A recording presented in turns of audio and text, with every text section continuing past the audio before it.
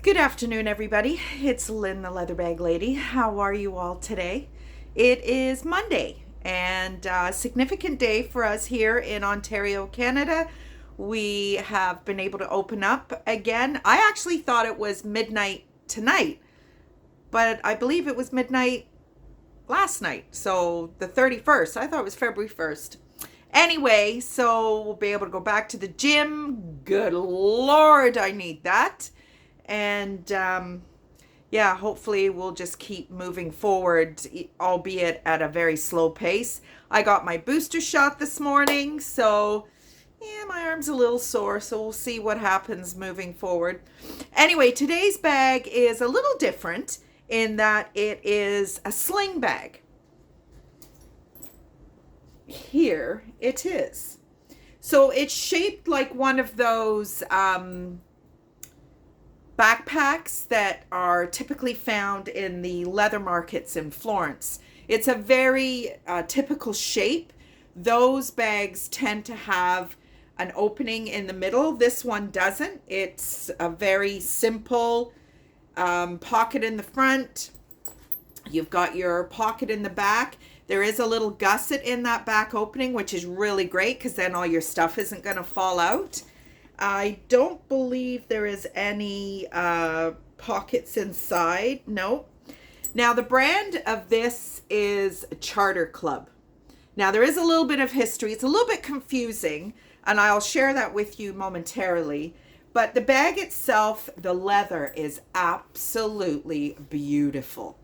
And this brushed gold hardware, love it. Just love it. And it's a sling bag because it is meant to be worn as a sling. Or I guess maybe the other way around, because you want your bottom to be on the bottom. There you go. There you go. So you can wear it in the front, you can wear it like this, or you can just wear it as a shoulder bag like this. The strap is adjustable. And again, that beautiful brushed gold hardware. The leather, I wish it was touch-o-vision because the leather is gorgeous. Useful little front pocket right here. It's beautiful. It's a really, really well-made, lovely bag. And it's not that heavy, actually. For the amount of hardware that's on here with these hanging zipper pulls on the front and the back, it's not that heavy at all. So I did look up Charter Club, and it is a Macy's brand. Now, prior to 1994, Charter Club was typically clothing, and then they started to get into accessories. So without the benefit, and all inside is all leather as well. And there's absolutely nowhere anywhere on this bag. I don't list bags as 9 out of 10s very often, but this one has been listed as a 9 out of 10. So Charter Club, as I said, it was a Macy's brand. And Macy's was taken over by the Federated Department Store, which started its life in 1858. But it jumps all over the place. So I think it was, what was it? Macy's was the Federated Department Store from 1929 to 2007. And that's when the Federated umbrella of companies, because they didn't just own Macy's, they owned a whole slew, Bloomingdale's, a whole slew of department stores. They rebranded themselves as just Macy's. So I'm not sure if I've got that kind of 100% right with the timeline, because it was very confusing to read. But it's very much like we've been talking about this almost daily, about these conglomerate groups of companies that are buying up brands that they think are going to make them money, or sometimes brands that are meant to not make them money. Was it loss leaders, or what else do they call it? Like they tax write-offs, that kind of thing. not very educated in that kind of thing at all. But yeah, so this is a vintage Macy's store brand black leather sling bag. It's just gorgeous. And that was listed earlier today. And there we go. So now we will get to our regular history piece. We are with Burberry right now. So Thomas Burberry, as we mentioned where we left off last time, created the gabardine breathable fabric. And that Burberry trench was used in World War II. And Lord Kitchener and Lord Baden-Powell, British royalty or British royalty,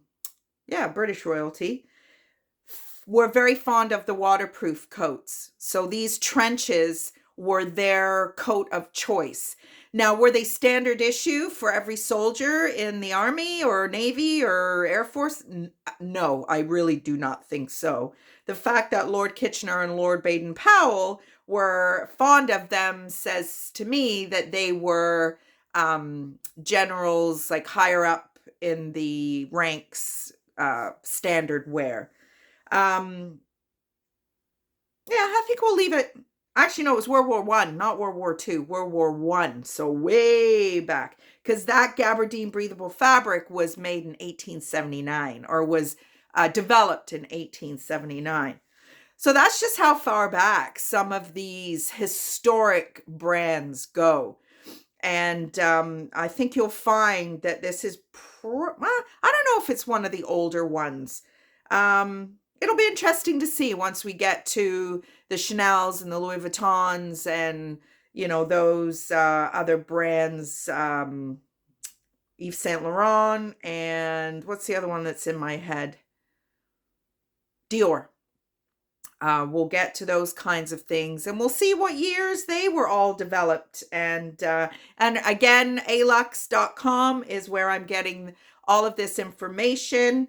And can I absolutely prove beyond a shadow of a doubt that it's all accurate? No, but I've done enough work with this .com, and they have an excellent YouTube channel that I'm happy to present this to you.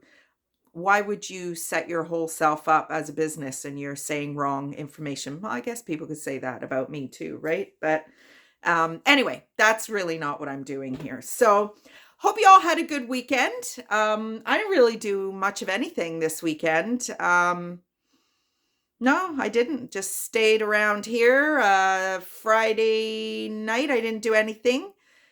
Saturday night, I went to check out a little apartment space here in Hamilton. If this house does sell, then I've got a few friends who have offered me some kind of accommodation for the winter months. So not sure what I'm doing yet, but I'm starting to, you know, have a look and see if things would work out. And Mom and Dad just got back from Sarnia today, so they had some work with a realtor finally, and yeah, it's all kind of happening. It's just actually getting and doing it. Leather Bag Lady weather report. Look at that sun coming in my front window. It's gorgeous outside. I was out and about. Like I said, I got my booster this morning, and I had to run and get a few groceries and things because we are supposed to get hammered with snow again Wednesday and Thursday. So I was trying to pull some of the snow off the side of my driveway into the driveway in the hopes that the sun would melt it, because I don't know where it's all going to go. I think maybe collectively over the 2 days, it could very well be the same volume as that crazy storm we had a few weeks ago. But who knows? It may shift and miss us altogether, which would be wonderful. Anyway, everybody, have a great rest of the day, and I will talk to you tomorrow. Bye.